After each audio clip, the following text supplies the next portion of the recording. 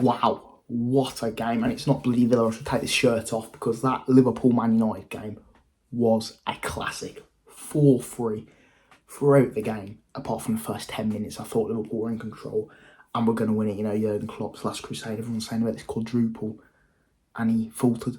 And he faltered under the bloody Red Devils, the Man United rivals. They'll love that, because obviously when Sir Alex was getting his little send-off, you know, he won the league, all this, and Klopp was on for a quadruple. And throughout the game, they looked very, very good. But the fact that Man United have stopped it, and Man United have, you know, stopped Klopp from winning the FA Cup, they'll absolutely love it, especially that he's leaving. So we need to get into the game. I thought Man United, their first 10, 20 minutes, they was very, very good. McTominay obviously got the goal. And it's lighting up Old Trafford, you know. They're ahead against Liverpool, but Liverpool came from behind so many times that they know the drill by now, you know. They just stay calm, do what they do. And it was towards that end where they really started to control the game, and they needed a goal before half-time to sort of say, you know what, we're still in this, lads. And it was that guy, that Argentinian McAllister. It was beautiful football, and he gets a deflection. It goes in, and Arne can't do anything about it. And Liverpool, within 2 minutes, I think it was, flipped the game on its head, because Mo Salah was excellent when he was on the pitch. He gets the goal. It was a brilliant shot from Darwizzi. Great that play. On spells it to Salah, and it was 2-1 like that. And I thought from then on, it was the sign of sort of champions. Liverpool were going to go on and wallop United, but that wasn't the case, because they had so many chances of that 2-1, and Klopp knew Klopp was shouting at them. For about half an hour of that second half, they should have made it 3-1, and they never did, and it was 2-2 in the blink of an eye towards, what was it, the 88th minute or the 81st minute, something like that. The unlikely hero, the fidget spinner himself, going round and round and round, you spin me right round, Anthony. I don't know where it bloody came from, but he scores, and Liverpool were really poor to sort of let that go in, and even keep it at 2-1. They should have scored loads, and Klopp was obviously fuming. It goes to extra time. Man United's best period of the last 10 minutes where Liverpool had to defend, they was on the ropes. The thing with Man United is they're like a wave, they're like a seesaw. They have high energy, they have low energy.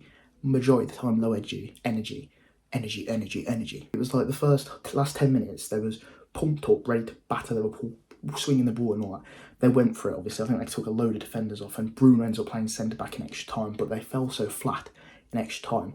And Liverpool got that unlikely goal to make it 3-2. What a game. Rashford had many chances. Yeah, he could have been offside, but it weren't the case. He should have scored them anyway, even if he was offside. But Liverpool get the goal, and I thought, okay, that's it. They've only got 15 minutes to hang on, really. Kelleher made a couple of good saves. I must say, Lee Dixon is a crap commentator. The shit he spews is ridiculous, where he's on about, especially for the last goal, Kelleher should save it, chatting about him standing up for 120 minutes. No one cares, mate. Just talk about the game. That really was doing my nutting. But as I said, 3-2, and I thought, you know what, they've got this. Obviously, Salah's took off and he's brought on some youngsters, but, you know, they know how to control the game. They've won the bloody Carabao Cup, for God's sake, with a youth team. And it all gets spun on its head when Rashford scores in like the 114th minute. He finally bags one away. And then I just thought penalties. You know, Liverpool have been there, and because of the way they are this season, the streak that they're on, you think, you know, they're going to win.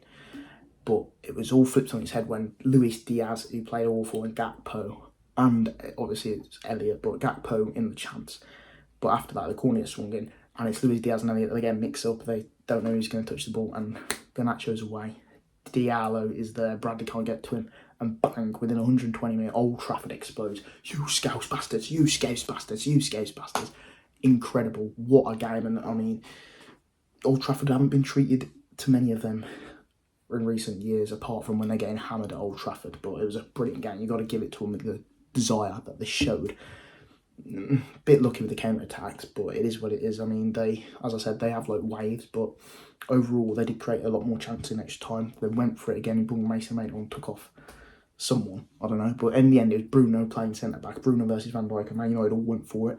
Liverpool obviously took off Salah and stuff. They really should have killed the game in the second half, and they didn't, and Klopp's going to be annoyed. He's not going to get that quadruple, and I feel like if they don't win the Premier League, I know there's the Europa League and they're absolutely flying in that, but, you know, a Premier League and Europa League and a Carabao Cup is a good send-off in it. I feel like Klopp has to win that Premier League to not make his season a success, but it would just be really nice for Liverpool fans. And he's only won the league once, and a lot of people say it's the COVID season, where it weren't really. It was half a season of COVID, but, you know, they label it with that. So if Klopp can prove them wrong in the Premier League, We'll see, but that's a really hammer blow for them now. Obviously, City's still in the FA Cup, so it could affect them with games, but Liverpool have that sort of desire to keep winning, keep winning. We'll see how they bounce back in a couple of weeks' time after the international break. But Man United players will be buzzing, and that was a cracker of a game. The first time where United really sort of dug deep and was gritty at times. I think Liverpool, if they'd have taken their chances, would have battered United about 5-3, but you need a little bit of luck when you're playing these world-class teams, and United got that, and they took their chances, which is all you can ask for, and Ten Hag will be happy. Whoever they get in the semi-final, whether it's Chelsea, Coventry, which if they get Coventry, they'll do my head in. Man United win the fucking FA Cup. Piss off, because they won the Carabao last season, didn't they? Whatever it was. I just don't really want that. United winning trophies does my head in. I'd rather Liverpool win it or someone else, but, you know, you can't win them all on Klopps. Quadruple is gone. I think if he still obviously wins the Prem, that's the big one. Liverpool fans won't care about the Europa League, but a Europa League and a Prem is the best start. It's not the end of the world for Liverpool, but it's just like, mentally, what will it do for them in the Prem, in the Europa League? They'll obviously return with the Prem game. We've got to see what it does to their noggin. They're supposed to be mentality giants, so we'll see what they've been tested.